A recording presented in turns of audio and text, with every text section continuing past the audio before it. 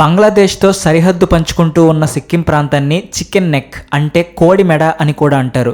ఇంతవరకు మన చేతి కింద నీళ్లు తాగిన బంగ్లాదేశ్ ఇప్పుడు మనకే రివర్స్ అయింది.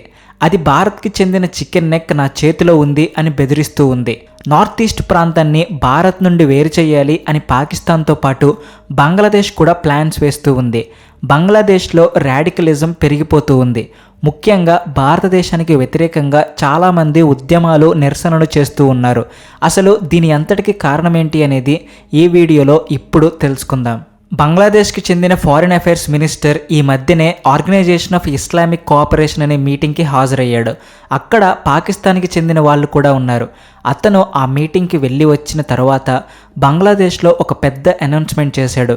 అదేంటి అంటే ఇప్పటి వరకు భారతదేశంతో ఏవైతే MOUలు అంటే మెమోరాండమ్ ఆఫ్ అండర్స్టాండింగ్ చేసుకున్నామో వాటన్నిటినీ కూడా ఇప్పుడు క్యాన్సిల్ చేస్తున్నాము అని అనౌన్స్ చేశాడు. ఒకవేళ అవన్నీ కూడా కేవలం భారత్కి లాభాన్ని తెచ్చిపెట్టేదిగా ఉంటే వాటిని తుంగలో తొక్కడానికి సిద్ధంగా ఉన్నామని చెప్పాడు. ఇంతేకాకుండా బంగ్లాదేశ్కి చెందిన కొత్త water resource minister Syed Rizwana Hasan కూడా ఒక అనౌన్స్మెంట్ చేసింది. బంగ్లాదేశ్ నుండి ఇండియాకి ప్రవహించే తీస్తా నది జలాలను మా దేశంలోకి ప్రవేశించకుండా భారత్ అడ్డుకట్ట వేస్తూ ఉంది అని చెప్పింది. నిజానికి చాలా కాలం నుండి భారత్కి బంగ్లాదేశ్కి మధ్య తీస్తా నది జలాల పంపకాల మీద కొన్ని వాదనలు చర్చలు జరిగాయి. షేక్ హసీనా ప్రభుత్వం ఉన్నప్పుడు కేవలం చర్చలతోనే ఈ వివాదాలలో పరిష్కరించుకునేవాళ్ళు. కానీ ఇప్పుడు గవర్నమెంట్ మారడంతో పరిస్థితులు కూడా మారిపోయాయి. ఒకవేళ భారత్ మా డిమాండ్స్కి ఒప్పుకోకపోతే ఈ తీస్తా నది జలాల పంపకం విషయాన్ని ఇంటర్నేషనల్ కోర్టుకు తీసుకెళ్తామని బెదిరించింది. అక్కడ భారతదేశం మాకు తీస్తా నది జలాలను ఇవ్వడం లేదు అని ఫిర్యాదు చేస్తానని బెదిరించింది. ఒకవేళ విషయం ఇక్కడి దాకా ఉంటే పర్వాలేదు, కానీ బంగ్లాదేశ్లో జరిగిన స్టూడెంట్ ప్రొటెస్ట్ తర్వాత కొంతమంది స్టూడెంట్స్ లీడర్స్లా మారిపోయారు. వారి మూలంగానే షేక్ హసీనా ప్రభుత్వం కూలిపోయింది. అయితే ఈ స్టూడెంట్స్ లీడర్స్ చెప్పేది ఏంటంటే భారత్ భూభాగంలో ఉన్న చికెన్ నెక్ ప్రాంతం బంగ్లాదేశ్ తన ఆధీనంలోకి తీసుకుంటుంది. ఎప్పుడు కావాలంటే అప్పుడు ఆ ప్రాంతాన్ని ఇండియా నుండి వేరు చేస్తుంది. కేవలం ఆ ఒక్క ప్రాంతమే కాదు, నార్త్ ఈస్ట్ ఇండియాని తమ కంట్రోల్లోకి తెచ్చుకుంటాము అని ప్రకటించింది. ఇప్పుడిప్పుడే పుట్టిన ఈ ఎదవలో భారతదేశం జోలికి వస్తున్నారు. ముఖ్యంగా మన భారతదేశపు భూభాగం తమ కంట్రోల్లోకి తెచ్చుకుంటాము అని కలలు కంటున్నారు. అసలు ఈ చికెన్ నెక్ అంటే ఏంటో ముందు తెలుసుకుందాం. సిలిగుడి కారిడార్, దానినే సింపుల్గా చికెన్ నెక్ అని అంటారు. ఇది మన భారతదేశాన్ని వేరే దేశాలతో కలిపే ఒక చిన్న భూభాగం. ఇది అన్నిటికంటే సన్నటి చీలిక లాంటి ప్రాంతం. ఈ ప్రాంతంలో 22 కిలోమీటర్ల వెడల్పు ఉన్న మార్గం ఉంటుంది. ఈ మార్గం భారతదేశానికి ఎంతో ఇంపార్టెంట్ అండ్ సెన్సిటివ్. ఇక్కడ ఏదైనా టెర్రరిస్ట్ కార్యకలాపాలు కూడా జరిగేందుకు చాలా అవకాశం ఉంది. ఒకవేళ ఈ భూభాగంలో ఏదైనా జరగకూడనిది జరిగింది అంటే మిగిలిన నార్త్ ఈస్ట్ భూభాగాన్ని భారత్ కోల్పోయే అవకాశం ఉంటుంది. అంటే అస్సాం, మణిపూర్, త్రిపుర ఇటువంటి రాష్ట్రాలతో భారత్కి పూర్తి కనెక్షన్ తెగిపోతుంది. కాబట్టి ఈ ప్రాంతం ఎంతో సెన్సిటివ్ ప్రాంతంగా చెబుతున్నారు. ఇటువంటి ప్రాంతాన్ని మన లోపంగా భావించి బంగ్లాదేశీ వాళ్ళు ఇప్పుడు మనల్ని బెదిరిస్తూ ఉన్నారు. ఆ ఒక్క చికెన్ నెక్ ప్రాంతాన్ని ఒకవేళ మా కంట్రోల్లోకి తెచ్చుకుంటే ఇండియా నుండి నార్త్ ఈస్ట్ భూభాగాన్ని సపరేట్ చేయగలము అని ఛాలెంజ్ చేస్తుంది. చూడడానికి ఇది బెదిరింపులాగే అనిపిస్తూ ఉన్నప్పటికీ మన భారతదేశానికి చికెన్ నెక్ ప్రాంతం ఒక బలహీనతగా మారిపోయింది. ఒకప్పుడు బంగ్లాదేశ్ రాష్ట్రం ఏర్పడడానికి మన ఇండియా హెల్ప్ చేసింది, కానీ ఇప్పుడు అదే బంగ్లాదేశ్ మన మీదే తిరగబడుతూ ఉంది. అయితే బంగ్లాదేశ్ ఇలా బెదిరించేసరికి భారతదేశం కూడా రివర్స్ అయింది. మీరు కేవలం ఒక్క చికెన్ నెక్ గురించి మాత్రమే ఆలోచిస్తే మా దగ్గర బంగ్లాదేశ్కి చెందిన 2 చికెన్ నెక్లు ఉన్నాయి అని సమాధానం ఇచ్చింది. భారత్ జియోగ్రఫీ తెలుసుకుని బెదిరించే బంగ్లాదేశ్ వాళ్ళు ముందు అసలు వాళ్ళ జియోగ్రఫీ గురించి కూడా తెలుసుకోవాలి.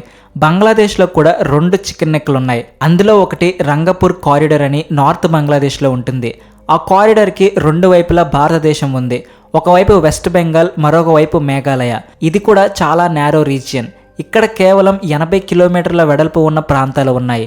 ఇది అత్యంత డేంజరస్ ప్రాంతంగా కూడా చెప్పుకుంటూ ఉంటారు. ఒకవేళ ఇండియా కావాలి అనుకుంటే ఈ ప్రాంతాన్ని 2 వైపులా కూడా ఆధీనంలోకి తీసుకోగలదు. వేగంగా సైన్యాన్ని అక్కడికి చేర్చగలదు.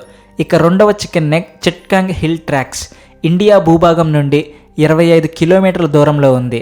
దీని చుట్టూ కూడా త్రిపుర, మిజోరాం వంటి భారత రాష్ట్రాలు ఉన్నాయి.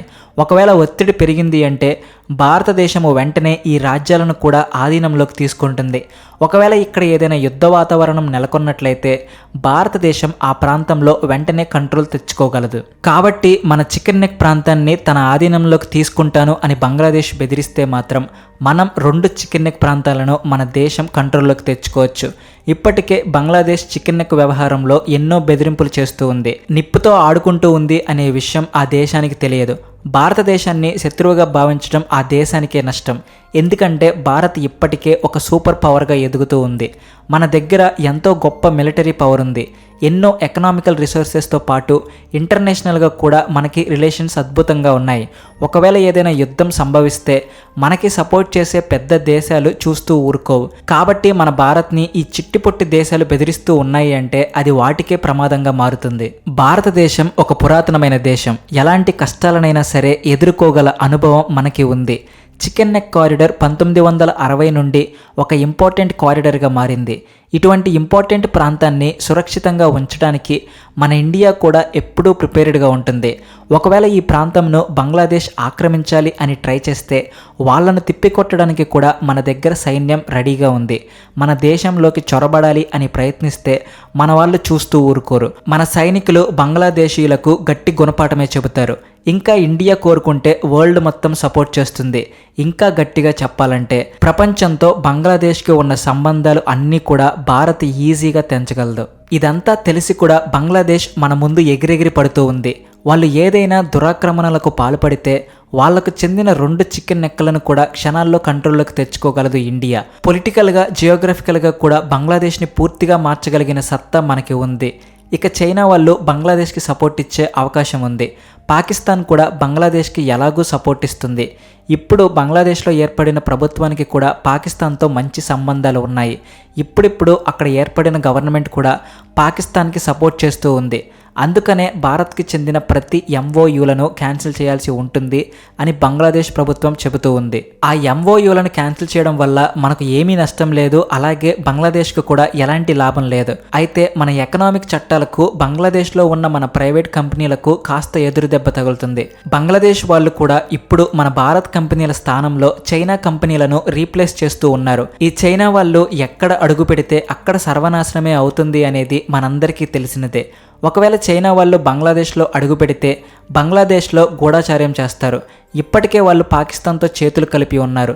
కాబట్టి భారతదేశంలో సమస్యలు సృష్టించడానికి ఏదో ఒక రకంగా ట్రై చేస్తారు. ఒకవేళ బంగ్లాదేశ్లో చైనాకి ప్లేస్ దొరికితే ఎలాగైతే పాకిస్తాన్లో చొరబడి అక్కడి వ్యవస్థను మొత్తం తలకిందులు చేసిందో బంగ్లాదేశ్లో కూడా చైనా అదే విధంగా చేస్తుంది అనడంలో సందేహం లేదు. లంచాలు ఇచ్చి పొలిటీషియన్స్ని తమ కంట్రోల్లోకి తెచ్చుకుని సాధారణ ప్రజల రక్తాన్ని తాగింది చైనా. ఈ విషయం తెలిసి ఎన్నో నిరసనలు కూడా చెలరేగాయి. ఇటువంటిదే ఇప్పుడు బంగ్లాదేశ్లో కూడా మొదలవబోతుంది.